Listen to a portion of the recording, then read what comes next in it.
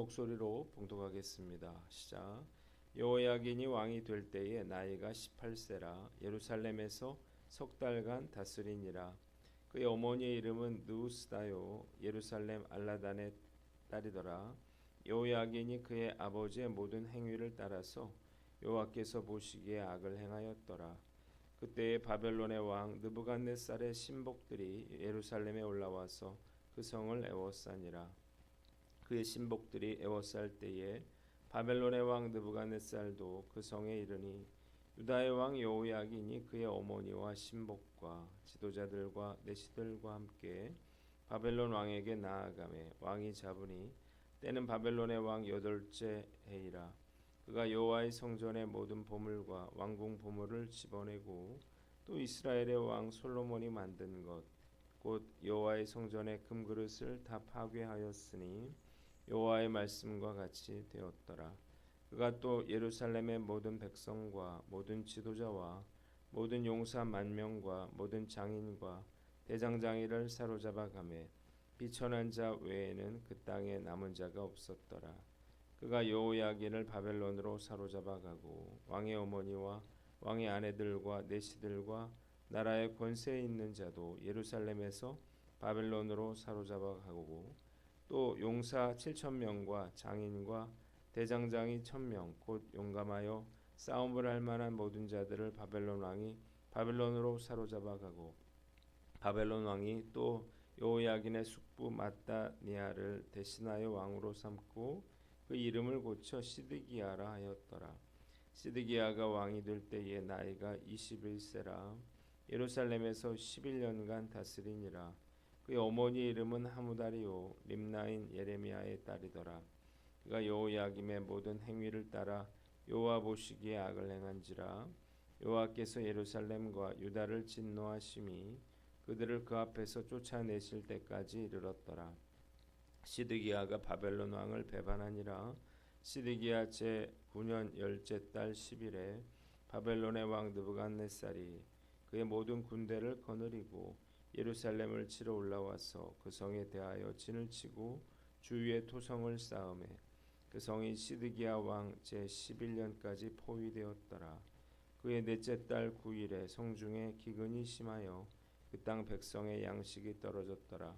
그 성벽이 파괴됨에 모든 군사가 밤중에 두 성벽 사이 왕의 동산 견문 길로 도망하여 갈대아인들이 그 성읍을 에워쌌으므로 그가 아라바 길로 가더니 갈대아 군대가 그 왕을 뒤쫓아가서 여리고 평지에서 그를 따라 잡음에 왕의 모든 군대가 그를 떠나 흩어진지라. 그들이 왕을 사로잡아 그를 리블라에 있는 바벨론 왕에게로 끌고 가매 그들이 그를 신문하니라. 그들이 시드기야의 아들들을 그의 눈앞에서 죽이고 시드기야의 두 눈을 빼고 놋사슬로 그를 결박하여 바벨론으로 끌고 갔더라. 아멘. 오늘 말씀 제목이 멸망하는 유다 이렇게 되어 있습니다. 한번 따라해 봅시다. 멸망하는 유다. 자, 오늘 본문 먼저 24장 8절로 16절까지는 여호야긴 왕에 대해서 나와 있습니다. 아버지 여호야김이 죽고 난 후에 여호야긴은 18세의 왕이 되어서 석 달을 다스렸다 이렇게 되어 있습니다. 그런데 여호야긴은 겨우 석 달을 다스리면서도 여호와 보시기에 악을 행했습니다. 그러자 느부갓네살 왕은 직접 예루살렘으로 쳐들어와서 예루살렘 성을 포위합니다. 여호야긴은 신하들뿐만 아니라 그의 어머니까지 데리고 나가서 느부갓네살을 영접했지만 느부갓네살은 성전의 보물을 탈취하고 여호야긴뿐만 아니라 10,000명의 용사들 또 기술자들 대장장이들 그의 어머니와 왕비들과 신하들까지 다 모두 데려갑니다. 예루살렘 성에는 비천한 자들 외에는 남은 자가 없었습니다. 두 번째 25장 1절로 7절에는 시드기야 왕에 대한 이야기가 나옵니다.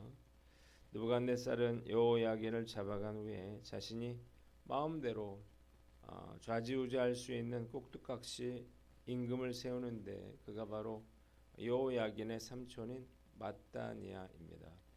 느부갓네살은 마따니아의 이름을 시드기야로 바꾼 후에 그를 왕으로 세웁니다.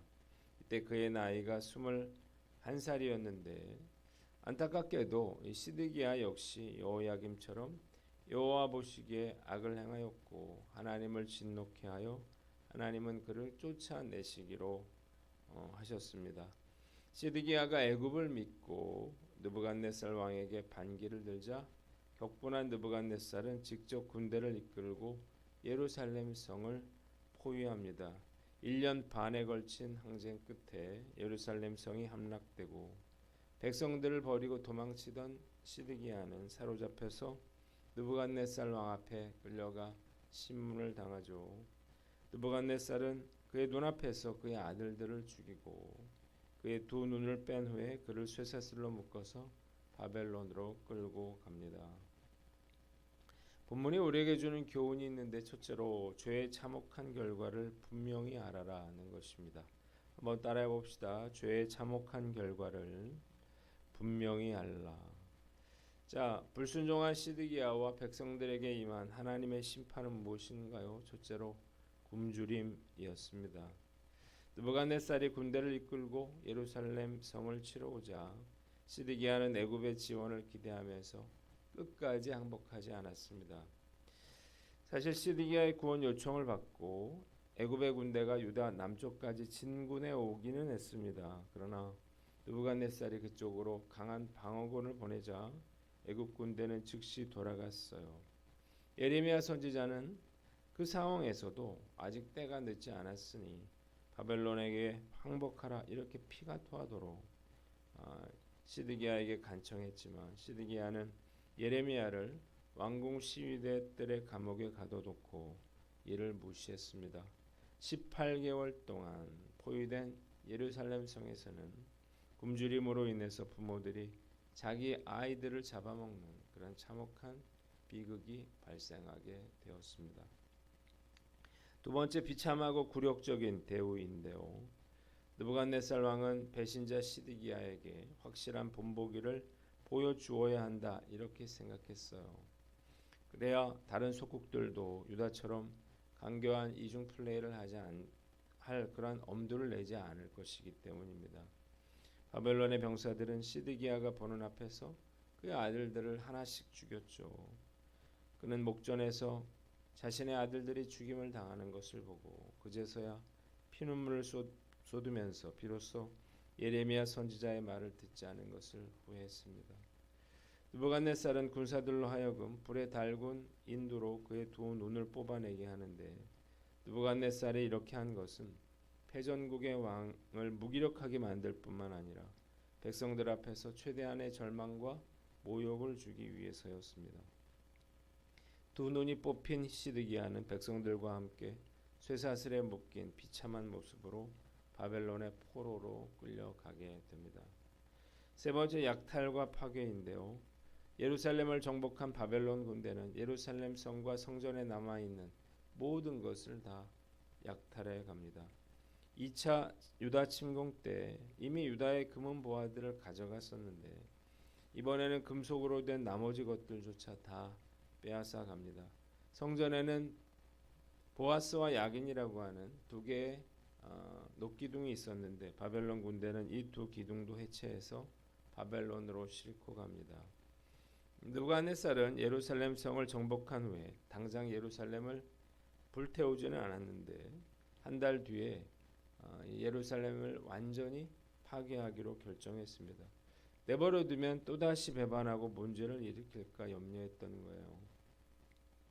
군사들이 성전에 불을 질렀는데 성전에 남아있던 금이 벽돌 틈새로 스며들었고 바벨론 군사들은 이 벽돌에 들러붙은 금을 취하기 위해서 성전을 가로로 만들었고 결국 예루살렘 성전은 거대한 폐허로 바뀌게 됩니다. 네 번째는 학대와 죽음인데요. 미리 항복한 사람들은 모두 쇠사슬에 묶여서 바벨론의 산채로 그렇게 끌려갔었는데 이들은 복받은 자들이었습니다. 예루살렘 성이 무너졌을 때 가장 먼저 들어간 사람들은 에돔 사람이라 그래요. 이들은 성 안으로 들어가서 살아있는 유대인들을 붙잡아서 도로 사람들을 통해 전 세계의 노예로 팔았습니다. 바벨론 군대가 성을 불사르자 그때까지도 숨어있던 유다의 관리들이 뛰쳐나왔는데 그들은 남김없이 처형되었습니다.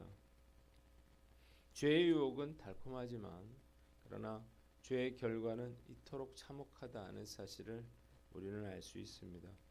얼마나 죄가 무서운지요. 그러나 많은 성도들이 이 죄의 심각성을 잘 알지 못합니다. 죄를 짓고도 아무 일도 일어나지 않을 거라고 생각하는 거죠. 회개하면 다 용서받을 줄 아는데 천만의 말씀이에요. 죄의 결과는 사망이고 모든 것을 빼앗게 됩니다. 죄의 결과가 이토록 고통스럽고 불행한 일인 줄 시드기야가 미리 알았더라면 결코 불순종하지 않았을 것입니다. 신앙생활을 죄짓고 또 징계받고 회개하는 것 이렇게 생각하는 사람들이 있어요. 그리고 그렇게 신앙생활하는 사람들이 있는데 너무나 어리석고 무지한 사람들이죠. 왜 죄를 짓고 고통을 당해야 될까요? 사실 죄는 경험해 볼 필요가 없는 것입니다. 절대로 경험해서는 안 되는 거예요. 저는 너무나 죄가 무섭다는 사실을 잘 알고 있습니다. 그래서 죄 짓지 않으려고 노력을 하는데 이게 의지대로 되는 건 아니죠. 죄의 유혹을 물리치는 것 참 쉽지 않은 일이에요. 가장 좋은 방법은 말씀을 통해서 우리가 죄의 심각성을 알고 죄의 유혹에 맞서 싸우는 거예요. 신앙생활은 죄짓고 후회하는 게 아니고 하나님께 순종함으로 쓰임받고 기쁨과 평안을 누리는 것이라는 사실을 깨달으시기를 바랍니다. 오늘 난 어떤가 살펴보고 우리의 생명이 다하는 날까지 죄와 맞서 싸워 이기는 그래서 하나님의 축복을 누리는 저와 여러분들 되시기를 주님의 이름으로 축원합니다. 두 번째는 하나님의 경고에 귀를 기울이라는 것입니다. 한번 따라해 봅시다. 하나님의 경고에 귀를 기울이라. 자, 시드기야는 거듭된 예레미야 선지자의 경고를 무시했습니다. 결국 예레미야가 경고한 그대로 이루어졌습니다. 하나님의 말씀은 반드시 이루어진다는 사실을 우리는 알아야 합니다. 신명기 28장에 불순종한 자들에 대한 하나님의 심판이 예고되어 있는데 불순종한 자는 미움을 받고 빼앗기고 굶주리고 죽임을 당하고 학대를 당한다는 거예요. 특히 하나님은 부모가 자기 자식을 잡아먹는 참혹상이 벌어질 것을 경고하셨는데 그 심판이 예루살렘 성에서 실제로 벌어진 것입니다. 놀라운 사실은 이 시드기야가 바벨론으로 끌려갈 것이라는 예레미야 예언과 그가 바벨론을 보지 못하리라고 하는 에스겔의 상반된 예언이 동시에 성취되었다는 것입니다. 사실 심판이 이루어질 때까지는 이 두 예언이 서로 상충된 것처럼 그렇게 보였습니다. 어떻게 시드기야가 바벨론에 끌려가는데 바벨론을 보지 못할 수 있을까요? 그러나 시드기야가 두 눈이 뽑혀서 바벨론으로 끌려가게 되면서 정확하게 이 두 예언이 성취되었습니다. 자, 하나님의 말씀이 반드시 이루어진다면 우리가 해야 될 일이 무엇인가? 첫째로 우리가 하나님의 말씀에 대해서 잘 알아야 되겠죠. 불순종은 말씀의 무지로부터 비롯되는 것입니다. 하나님의 말씀을 모르면 무엇이 죄인지, 죄의 결과가 무엇인지 모르죠. 문제는 몰랐다고 해서 용서받을 수 있는 것은 아니라는 거예요. 두 번째, 경고를 듣고 돌이켜야 합니다. 하나님은 경고 없이 심판하시지는 않습니다. 반드시 누군가를 통해 먼저 경고하십니다. 때문에 하나님의 경고의 말씀을 들었을 때 즉시 돌이켜야 하는 거예요. 돌이키면 심판을 면할 수 있습니다. 문제는 우리가 하나님의 말씀을 잘 모를 뿐만 아니라 경고를 들어도 그 경고를 무시한다는 거예요. 심판을 당하고 나서야 비로소 뼈저리게 후회하고 모든 것이 하나님의 말씀대로 이루어졌다는 사실을 알게 되는 건데 정말로 어리석은 일이 아닐 수 없습니다. 하나님께서는 예루살렘 성전도 버리셨습니다. 한국교회가 하나님이 아닌 껍데기를 붙잡고 있고 불순종하고 하나님의 말씀에 귀를 기울이지 않는다면 언제든지 이 불행한 역사는 반복될 수 있을 것입니다. 아무리 교회가 크고 성도가 많고 또 화려한 행사를 한다고 하더라도 성전의 기능을 잃어버린다면 결국 다 무너져 내리고 말 것입니다. 반면에 하나님의 말씀이 살아있고 눈물의 기도가 있는 성전은 멸망할 사람도 살려내고 망할 나라도 지켜주는 그러한 성전이 되는 거예요. 우리가 한국 교회를 살리고 나라를 살리는 방법은 철저하게 하나님의 말씀을 지켜 순종의 삶을 사는 것입니다. 말씀을 묵상하면서 한국 교회 문제점 중에 하나는 대형 교회라는 생각이 들어요. 저는 대형 교회 출신으로 39세까지 그 교회에서 사역을 하다가 개척을 했어요. 그래서 큰 교회와 작은 교회의 상황을 너무나 잘 알고 있습니다. 큰 교회의 그러한 문제는 자명하죠. 성도가 너무 많으면 한 사람을 예수님의 제자로 세워낼 수가 없다는 거예요. 부교육자의 교구가 100명만 넘어도 사실 제대로 된 양육은 불가능하다 이렇게 봅니다. 그런데 큰 교회는 한 교구가 300명, 500명, 1000명이 넘습니다. 게다가 부교육자는 계속해서 바뀌어요. 1년에 한 번씩 그렇게 바뀌는 교회도 있습니다. 자, 제대로 된 성도들이 다른 교회에서 이전해 오지 않는 한 사람 세우는 일은 불가능하죠. 그러니까 프로그램으로 사역들을 계속해서 돌리는 수밖에 없습니다. 사람이 세워지지 못하니까요. 사실 전도도 어려운 거예요. 그 많은 성도 수에 비해서 전도된 사람들이 터무니없이 적은 이유예요. 만일 전입신자를 제외한다면 훨씬 더 적을 것입니다. 우리 교회 출석 수만큼 1년에 거의 전도하잖아요. 그럼 대형교회도 그렇게 해야 되잖아요.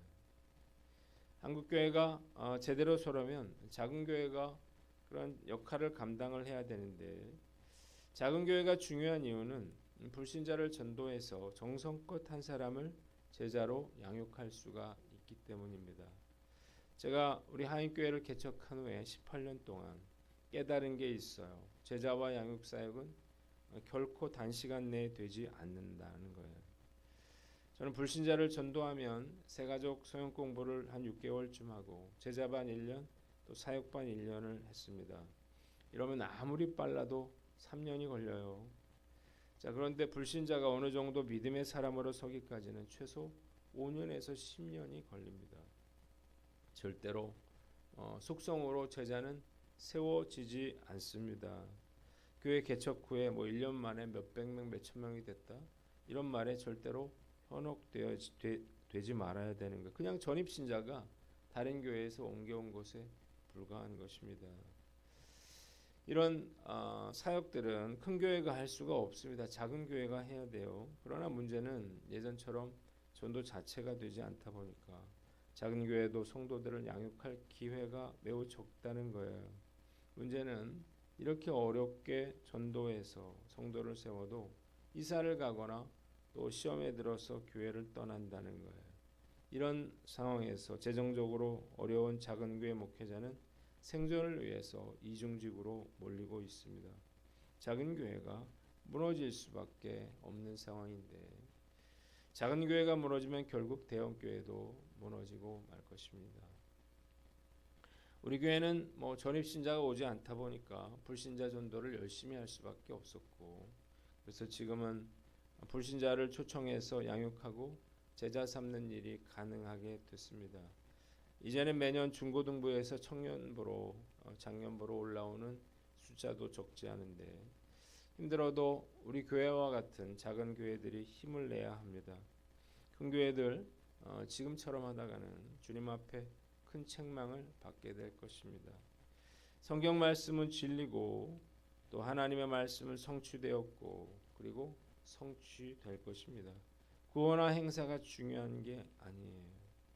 한 사람이라도 말씀에 순종하는 그러한 성도를 세우는 게 중요한 거예요. 한국교회의 성패가 사람 세우는 일에 달려 있다는 사실을 우리는 믿어야 합니다. 오늘 우리가 우리에게 주신 귀한 사명이 있음을 우리가 확신하고 우리가 또 믿지 않는 영혼들 그들에게 복음을 증거하고 그들을 그리스도의 제자로 세워나가 말씀을 지켜 행함으로 이 나라와 한국교회를 다시 되살리는 저와 여러분들 되시기를 주님의 이름으로 축원합니다. 기도하겠습니다.